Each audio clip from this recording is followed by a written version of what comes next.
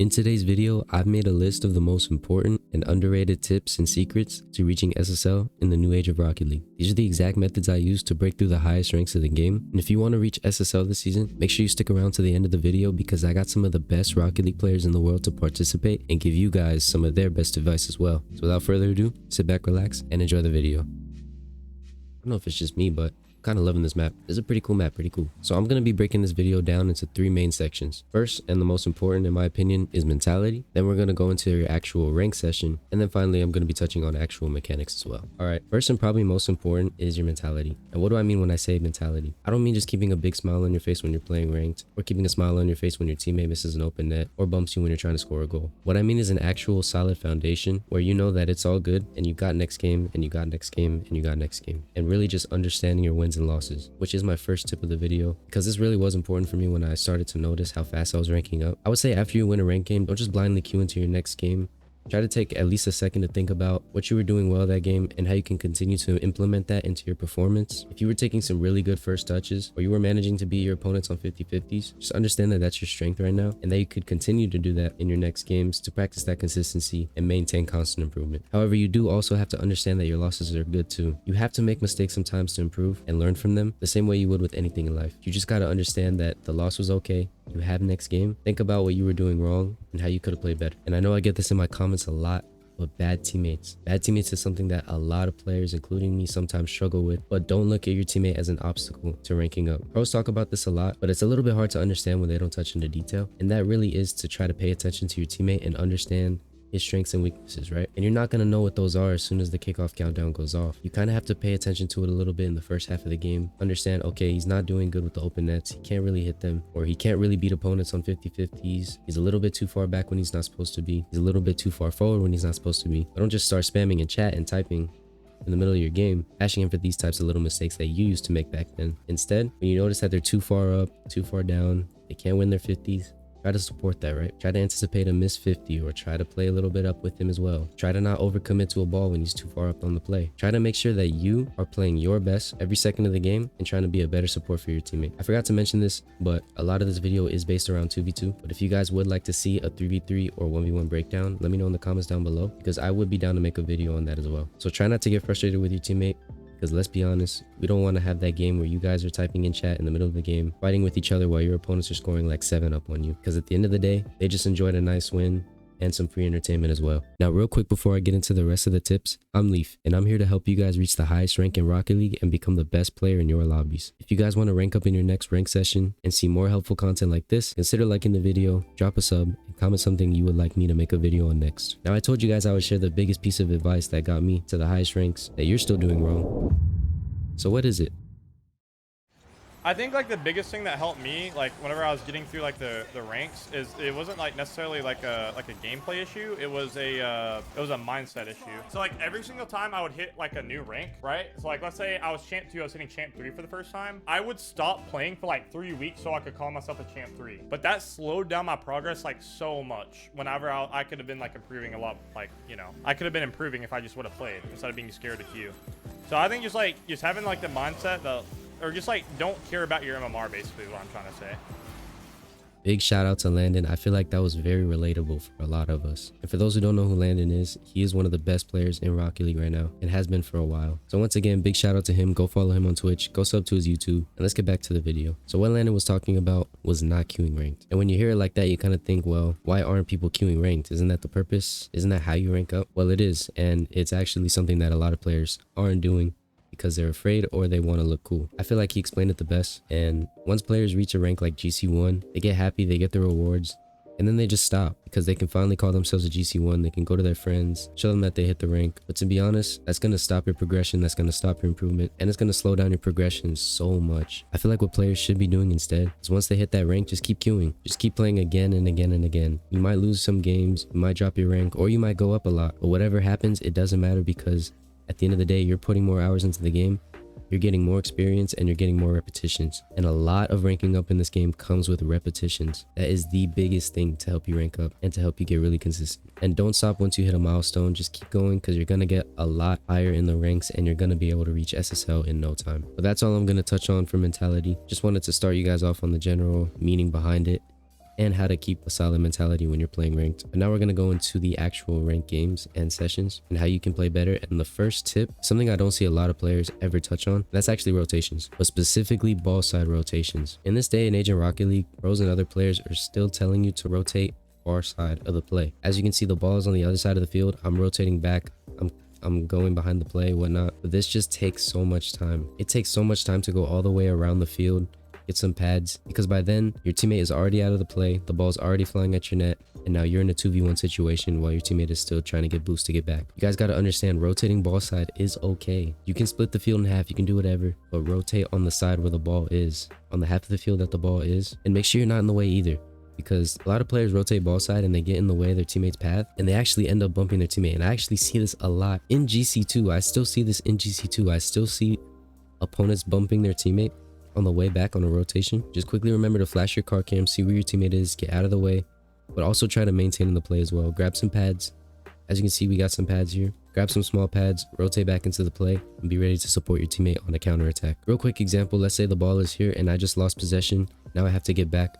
My teammate is behind this ball, so I quickly flash car cam and then I rotate back, collect the pads, and let my teammate maintain his possession. And now I have a little bit of boost, maybe like 36, 48, but that's more than enough to receive a pass and score a goal that I just missed because I can't score openness for some reason. Next is understanding your first man and second man roles, specifically on defense, because I feel like that's something that a lot of players struggle with, is the first man and second man role on defense. If you're first man on defense, right? I'm gonna try to explain this as best as I can. If you're first man on defense, you should be pushing out and forcing a play, right? Now let's say an opponent is dribbling toward your net and he's about to flick it, or you think he's about to flick it. Remember that your teammate is behind you, so just drive out at this ball, jump out at it, and try to anticipate the flick, or try to play low so that the opponent has to flick it high for your teammate to save. Because once your teammate sees that you're about to get flicked, you can already anticipate that and jump to save the high ball. Or what you can do as first man to force it downwards is you can completely jump aerial, but try to go a little bit over the ball. That way, if he does flick it, he flicks it right into your car. But if he doesn't flick it and he fakes it, your teammate is already on the ground, ready to 50 the ball into the corner. And then that's when you rotate back, ball side by the way, get behind your teammate and be ready to support him. Now I know this is probably hard to visualize, and I hope that I'm explaining it well enough to where you guys can kind of understand what I'm talking about. I can also make a breakdown video if you guys want to see more of a visual on what I'm talking about. I don't mind at all. Leave it down in the comments. But now let's talk about offensive first and second man plays. I'm just going to go over this really quickly because it's pretty straightforward. You know, when you're first man on offense, you're trying to make a play. You're trying to do as much as you can for your teammate who's behind you. I would say second man is probably scoring more goals than first man is 90% of the time. So let's say you're first man, you have the ball, you make a flick play, and then you get ready to bump the opponent, but the other opponent saves the ball. That other opponent is actually forced to save the ball because now the first man opponent is out of the play. So what does that mean? After the second man forcefully saves this ball right here, your teammate is already behind it, to just score the easy net. So remember, as first man, you're trying to make as much of an impact as possible to make your teammate's life as second man a whole lot easier. You're trying to get bumps, you're trying to collect some pads, you're trying to flick the ball over, you're trying to hit the ball backboard so that your teammate can get a free pass. Maybe I just hit the ball backboard, right?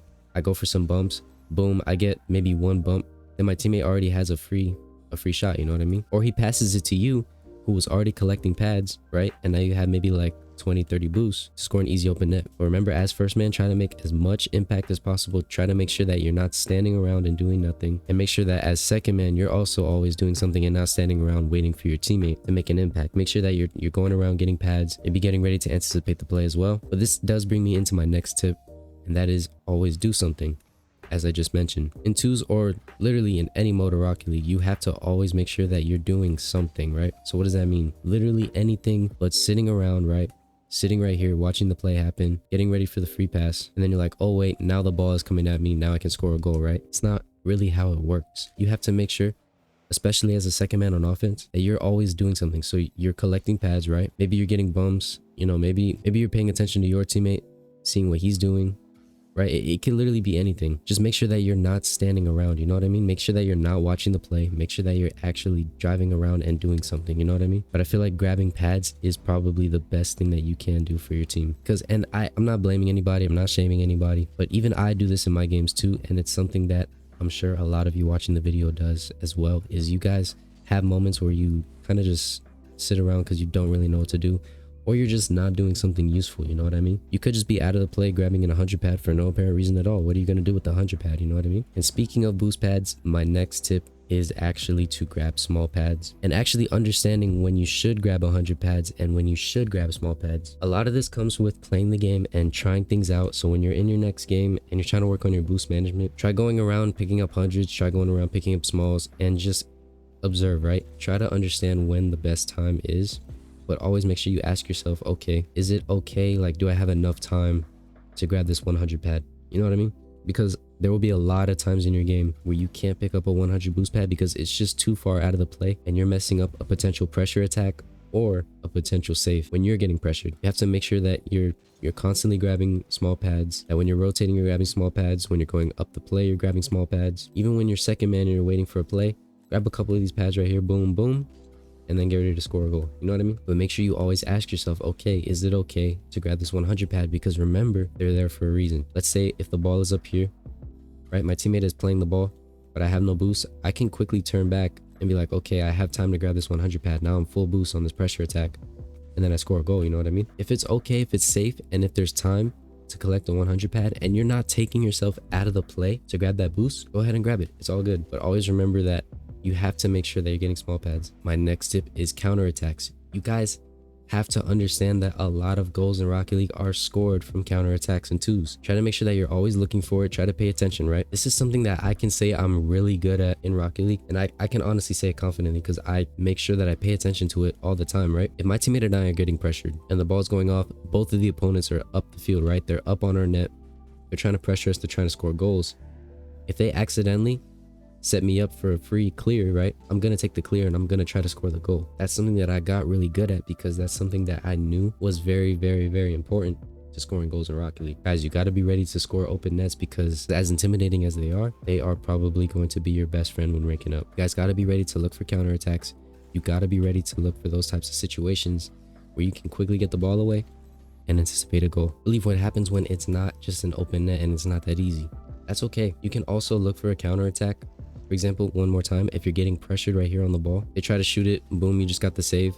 You can take it to the corner, grab the 100 pad, get ready for a counterattack. Your teammate who's also probably going up the field too, and he's ready to score the goal, you know what I mean? That corner can seriously be your best friend on counterattacks, especially with that 100 pad there.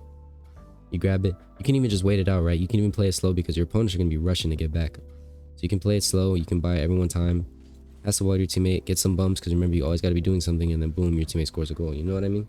It's just little things like that. Now this tip I feel like is super, super important. And I actually got this from a friend of mine who played ranked with me and said that I wasn't doing it well enough. So of course I'm working on it right now. But that is to always be an extra step ahead. Whether it's 1 step, 2 steps, always try to be an extra step ahead, right? Always have a plan. Make sure you're always planning your next move, your next play, and understanding that everything you do is for a reason, right? Try to have intention behind what you do. A good example of that is when your opponent is dribbling and you challenge them for the 50, boom, you win the 50. What happens after that? You know what I mean? What happens when you have the ball? Or if the ball is getting sent to your half, right? And you take a free clear, you just kind of pass the ball to them. And it's like, what did that really do for you guys? You know what I mean? It just gave the opponent another chance to try and score on you guys, you know? So something that's really, really, really big is knowing that what you do has some intention behind it and sort of gives you guys another chance to score. Try to learn how to get these little flicks to where you can catch it again and then score a goal, you know what I mean? Try to make sure that it has intent. Try to make sure that you have a plan afterward. Even if you do pass them the ball, right? Make sure that you have a plan afterward to figure out, okay, what am I going to do next to make sure that we don't get scored on? I didn't do the best job explaining that, but I tried to explain it as best as I could because remember, I'm trying to work on that myself as well right now. But if you want, I can obviously link you guys videos that explain it probably better than I did. And I mainly send them to my Discord, right? So if you guys have questions, I'll send the video to the Discord, but I'll also explain it with you guys as well, help you guys out. So try to join the Discord server, link in the description down below, where you will also get the chance to participate in future videos that I have in mind that I feel like are going to be a lot of fun. So last big rank tip that I have is kind of cliche, kind of dumb, right? And it sounds like it doesn't make a lot of sense because it's whatever, but I mean, honestly, it helps me out a lot. And I feel like I got really, really high in the ranks because of this. And that was to actually watch goal replays. It could be mainly for PC players because remember, PC players, they have the POV goal replay where they can watch it in their opponent's POV. But for console players as well, I feel like it's really good to watch goal replays. See like, oh, how did we get scored on? How did they score? Maybe you can see how they dribbled the ball. You know how they flicked it to keep control, right? But watch goal replays, please.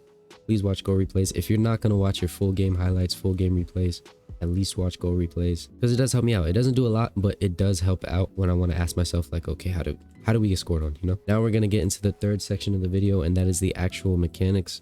And we won't touch too much on this because I already make mechanics videos for you guys. If you guys want to go watch them, they're all over my channel and they will help out a lot, especially the speed tutorial where I talk about speed mechanics and movement mechanics. Those help out a lot. The first tip of mechanics is to actually not abuse mechanics, right? Kind of weird that I'm telling you guys not to use mechanics on a mechanics tip, but to be honest, I see a lot of players, and I'm sure you see a lot of players constantly going for flip resets, constantly going for air dribbles, constantly going for like stealing freestyles and whatnot. But I can honestly guarantee you, if I had a player like Squishy flying the ball in my net, right, he's doing a bunch of flip resets, he's doing like a bunch of crazy airplay. Honestly, it only takes me like 12-20 boosts to just save the ball. You know what I mean? I feel like it doesn't take a whole Supersonic legend to save a Squishy airplay, you know, or any type of pro airplay. You just have to know where the ball is going and just cut them off. You know what I mean? So you as the player only go for things that are necessary. You know what I mean? Because I promise you, if you go for a flip reset and both opponents are in the net ready to save your ball, right, they're just going to save that ball, get it out the way, and score the free goal that your teammate now has to try to save in a 2v1 situation. Abusing mechanics are probably the worst way to rank down, and I feel like it's a big thing that holds a lot of players back, mainly around Diamond Champ rank, because, you know, champs are starting to learn their mechanics. They're starting to be like, yo, I can flip reset now. And then they just try to go for like pogo musties like that. And it's like, I mean, you can do it, good for you. But there will be times though, there will be times in games where you guys can go for these types of things. Like there will be times where the ball's coming at you and then you can go up for like a flip reset play where you got to try to outplay the opponent, boom, bring it down, fake, whatever you got to do. There will be times, and try to do your best to understand when those moments and when those opportunities come about, because, you know, that's when your mechanics shine the most, and that's when you will probably hit a nice clip or two and it was actually beneficial. You know what I mean? There will be times for that, and try not to abuse them, please, because it's going to get saved by a good defender. Next mechanic, I feel like it's very overlooked. I feel like a lot of players don't really practice this almost ever, and that is a first touch. First touches are very, very important because they are the foundation to every single play that you do. For example, a first touch when you're on a dribble, boom, take a good first touch. You see how much time it takes for me to catch this ball? I'm probably going to get 50'd or I'm probably going to get dunked already, right? You guys have to learn how to take good first touches, right? Maybe like this. You catch it, that was a little bit better, and try to learn how to control it, you know what I mean? Even when it's bouncing off the sidewall and you guys have to take a good first touch to get ready for your next play, or maybe even for an air play, right? Like that. You guys gotta practice this type of thing in training a lot, or even in your games. Just use it as sort of like a practice type of thing, because the more you play it out, the more you practice, the better you're gonna get and the more consistent you're gonna be. Remember, first touches are going to help you get so consistent at this game. It's really not even funny, bro. A lot of your mechanics and a lot of your consistency is gonna come from practicing first touches, and I feel like that's a big thing that can really help you guys out in your games. And this is something that I really want to touch on for first touches before we move on, is that you don't want to touch it in the spot that you are. You don't want to stop the ball necessarily, because when you stop the ball, you're in a very, very awkward spot. Watch this, right? Let's say I want to set up a dribble play, right? And I touch the ball like this or like this. Look at how much time it takes for the ball to fall down back on my car. It takes another bounce, and then it's just such a slow play that I feel like you're gonna get beat almost every single time if you don't want to touch the ball. So Leaf, how do I avoid this situation, right? You don't want to touch the ball where you are. You want to touch the ball where you're going. Now let's say I want to go this way, right? Let's say I want to take the ball this way, get ready for a play, whatever, or my teammate's over there for whatever reason. Instead of touching it in one spot, what I'm gonna do instead is kind of touch the ball forward, right? So touch it and look at how much time I save. So much time setting up a play, right? I can hit the backboard, boom, and then my teammate's ready to score the goal. You know what I mean? Try to touch the ball forward. I know that wasn't the best example, and set up a play for where you're about to go, because I'm telling you, those fast dribbles are what seriously help players rank up.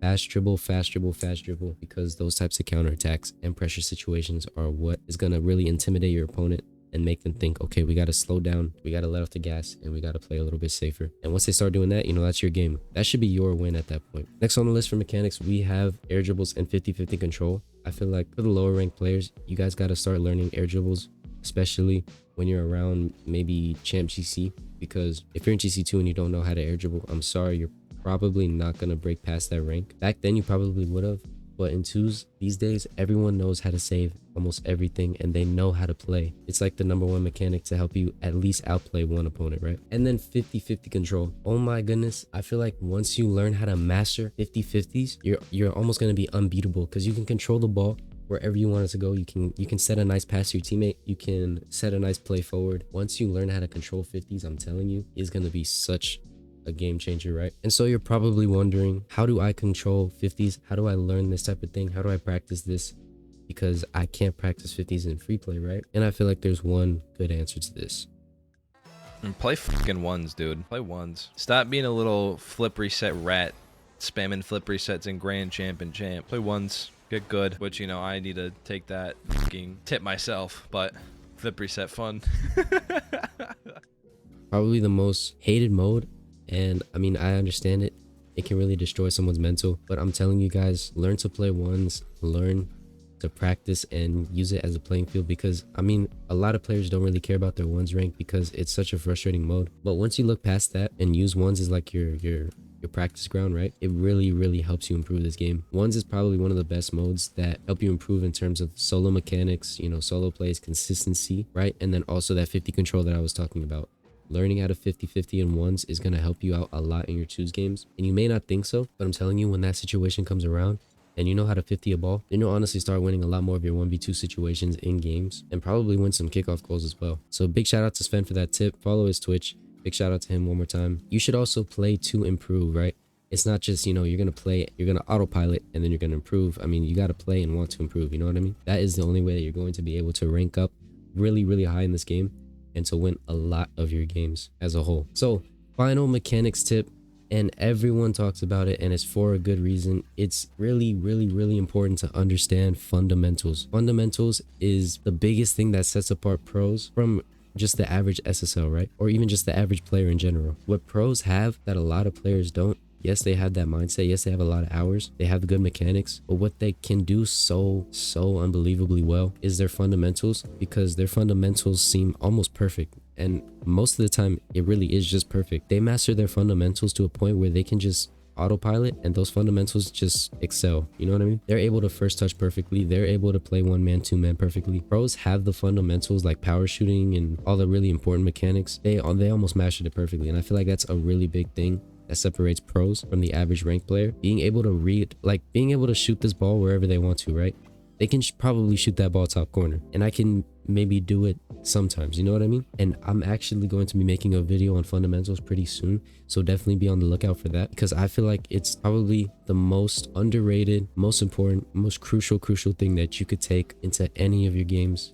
And once you learn how to consistently master those, I'm telling you guys, you are going to be SSL in no time. I guarantee it. Mastering your fundamentals is crucial, I'm telling you. I mean, hey, that's even what separates me from a lot of players, is the fact that they can just shoot this ball perfectly and I can, you know, shoot it where I want to go maybe 7 out of 10 times. Again, I would love to go into further detail on any of these topics if you guys want me to. So please let me know what you guys seriously need help on. DM me on Discord what you guys need help on and I will help you out. I'm answering DMs again because, you know, I'm back to making content and whatnot. School got me and I had to focus on it really hard for my junior year, so that's why I haven't been posting in so long. And that is going to be the end of this video. I really hope you guys enjoyed. Please consider subbing to the channel and joining this awesome community that I've built so far. You guys are honestly the craziest community I could ever ask for. 12K subs in probably a year, maybe a year and a half, right? We started this journey maybe last summer. I would say last school year I started this journey, and you guys have shown me nothing but the biggest support, and all of your comments mean the most to me. I couldn't ask for a better community, and I honestly couldn't ask for anything more than this. You guys are the best. My goal for the end of 2025 is to hit 25K subs, and I feel like you guys can definitely make that possible. So thank you all so much for all the support you guys have shown me. I am back. I am going to be making videos again, and I've actually been live on Twitch throughout the whole time that I've been away from YouTube. I've been on Twitch a lot. And if you guys want to see my streams, join the Discord to know when I'm live. Follow my Twitch, is that Leaf. I'll put it in the description down below as well as my other links. Definitely check those out. We're going to be doing a lot more crazy stuff on Twitch as well, and with YouTube as well. You know I can't leave you guys behind. But one more big thank you to all of you guys for all the support you've shown me. Be ready for crazy content like this. And if you guys do want to participate in future videos, because I have a lot of ideas, definitely join the Discord. Definitely. That's like the only way that you guys can be a part of these types of things. Just community videos in general. You know, I love it. I love you guys. You guys are a lot of fun to play with, like especially on stream and stuff. When I play games with you guys, it's a lot of fun. I hope you guys could take away something from here, especially the high rank players. I hope you could take at least 1 or 2 things away from this video. I try my best on this channel to make sure that you guys get the best helpful content and just content in general. So I hope that I was able to explain this well enough. And big shout out to Landon and Sven for participating in this video and sharing some of their biggest advice with you guys as well. Oh, and one more thing. I did promise you guys a face reveal stream after 10k subs, and I've had a hard time like uploading and being consistent with content since then. But as promised, you know, I'm gonna do it for you guys, man. I got a face reveal stream coming in whenever the next stream is. It might be today, like when you see this video that day, or it might be the stream afterward. I'm thinking one or the other, but we do got a face reveal stream coming. I'm gonna make sure that we continue to hit milestones like this and go even crazier. So be ready for that. Check it out, man. Check it out. Follow the Twitch and be ready. Have those notifications on, because that face reveal stream is gonna be crazy, man. So I'll definitely see you guys in the next one, whenever that may be. Peace out.